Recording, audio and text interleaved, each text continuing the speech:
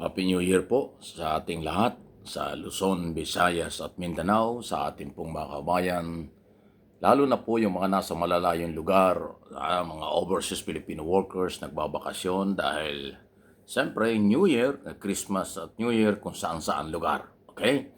Salamat po sa inyo at sana po ay naging ligtas ang lahat sa pagsalubong ng taon. Although sa ibang mga lugar ngayon pa lang sasalubungin ng taon. Conforme sa kung saan bansa kayo, sa North America, at 31 pa lang sa kanila ngayon. Anyway, pero sa atin, sa buong Pilipinas, at sa marami mga bansang pares lang oras ay bagong taon na talaga. No? Napuyat ba kayo? Nag-enjoy ba kayo? Ayun ang mahalaga niyan. Ingat lang po. Samantala, dahil nga sabi ko naman sa inyo mukhang walang holiday ang mga nangyayari sa ating bansa. Okay? Abay ngayon hindi ho yata lilipas ang araw na talagang masasalimuot pa rin ang mga dapat na ikinokorek natin at binabalita sa inyo. Kasi nagsalita na naman po si Mayor Magalong na dating investigador or membro ng ICI, Independent Commission for Infrastructure. Abay, pinagtataka niya. Saan galing at ano ang pinagbabasihan ni Congressman Libiste sa kanyang listahan? Ito ngayon, inamin po ni Magalong na siya ay ang isa sa mga nakakuha ng record na ito at kanya daw kinausap nung nabubuhay pa nang humarap sa ICI.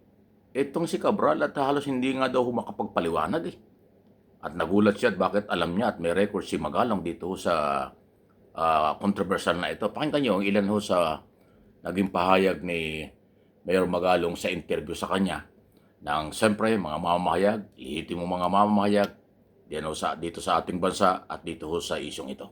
Sa kanya, hindi ko alam sa kanya kung saan niya nakuha, pero I am looking at the numbers na pinapakita niya. I have the same files. Kaparehong files na may siniwalat ni Batangas 1st District Representative Leandro Leviste ang hawak din umano ni Baguio City Mayor Benjamin Magalong. Nakuha niya ang ito noong nagsisilbi pa siyang Special Advisor ng Independent Commission for Infrastructure o ICI. At natanong niya tungkol dito si dating DPWH Yusek Catalina Cabral nung una itong humarap sa komisyon. Siguro mga second or third week of September ko nakuha yun sa akin. At inilabas ko yan sa ICI during the interview with first time na interview ni Yusek Cabral. At nataranta siya noon. Nung nakita niya bakit meron ako noon. Nataranta siya. Kita ko agad Nataranta siya Tapos nung pinapa-explain ko sa kanya yung mga numbers doon, nanginig siya bigla siyang inubo. Humingi ng tubig. Kasabang uminom ng tubig, nanginginig siya. Wow. Tapos hirap na hirap siyang explain.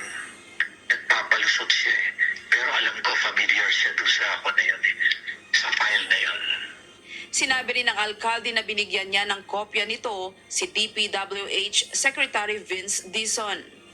Ako nagbigay sa kanya kasi nung binigay siya hindi niya alam Pinakita ko muna sa kanya Pati mga iba't ibang mga commissioners, binigyan ko rin sila ng mga files.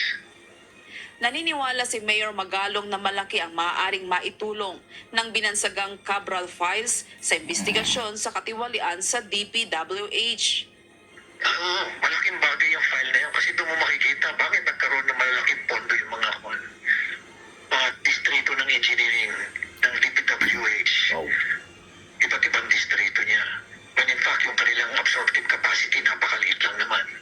Bakit 2.5 at magiging 20.9 billion katulad sa Mindoro?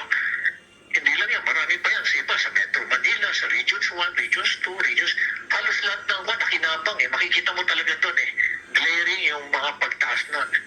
At imposibleng hindi alam ng mga pambabatas yun. Napaka-imposible na hindi alam.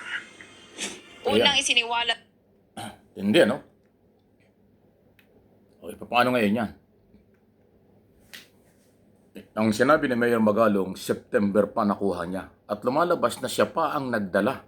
Siya yung nagbigay ng record na ito, yung Cabral files na yan, kay Secretary Dizon. Kasi si Dizon noon, kauupo lang, hindi pa niya alam kung ano nangyayari sa DPWH. Tapos binamahagi daw niya sa mga commissioner. nataranta raw, nanginginig daw, at hindi daw po makasagot. Parang may pinagtatakpan. So napakahalaga talaga ng testimonya at dapat nalaman ng taong bayan, hindi lang ng mga nag-iimbestiga, yung talagang alam at record nitong si Cabral bago sana namatay. Yun eh. Posible kaya yun ang dahilan kung bakit nag-resign si Magalong. Dahil nung ma-discover daw niya na by September pa ng 2025, ang record na ito ay talagang nagulat siya. Imposible nga daw hindi alam ng mga congressman. At nung iba pa dahil nga napakaraming budget na pinagparti-parte kung saan-saan lugar. At bakit daw na-control ng mga district engineer. Napakatindi nang nangyari niyan. So, kung magkaiba ang sinasabi ni Congressman Libiste doon sa sinasabi ni Magalong, at kung yung mga gunita naging topic ko na rin yung sinasabi ni Senador Lacson na siya ay meron ding hawak, iba rin ang sinasabing record nito. At yun pong mga sinasabi ni Magalong, ni Lacson, okay, hindi po idinideny nitong si Secretary Dizon. Ibig sabihin, alam ni Dizon, o pare-parehas, yung record niya, yung kay Magalong at kay Senador Lacson.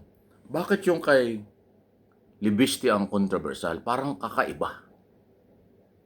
Pero sinasabi ni Libiste, galing din ito sa opisina ni Cabral. Sino ngayon ang ating papaniwalaan? Dapat ilabas itong mga dokumentong ito. Pag hindi ito inilabas ng pamahalaan, mabubuo sa kaisipan ng taong bayang merong pinagtatakpan kung sino hindi natin alam. Kasi ngayon nakakagulo na itong report na ito, hindi natin malaman eh. Ano ba ito talaga? Sino-sino ba ang sabit dito? Kaya ang pinakamagandang solusyon, dahil taong bayan po ang biktima na may-ari ng pera, ilabas lahat ito. Kahit sino pa yan. Cabinet Secretary o kung sino mang mas mataas na opisyal ng pamahalaan, hindi dapat ito pagtakpan.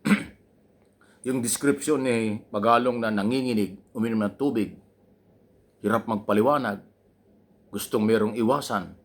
Nung tanongin nila sa ICIC Cabral, malalaman mo na meron talagang malaking tao siguro na hindi dapat nasabit, baka nasabit talaga.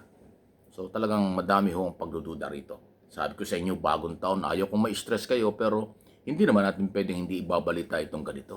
Kasi totoo yan. Ang ating mga pinapaliwanag dito at opinion, merong pinanghuhugutan, may pinanggagalingan. Ito ay naging public knowledge na. Inuulit natin, pinapaliwanag kung gaano kahalaga. At dapat malaman ng tao ang lahat ng ito. Muli, Happy New Year po sa ating lahat.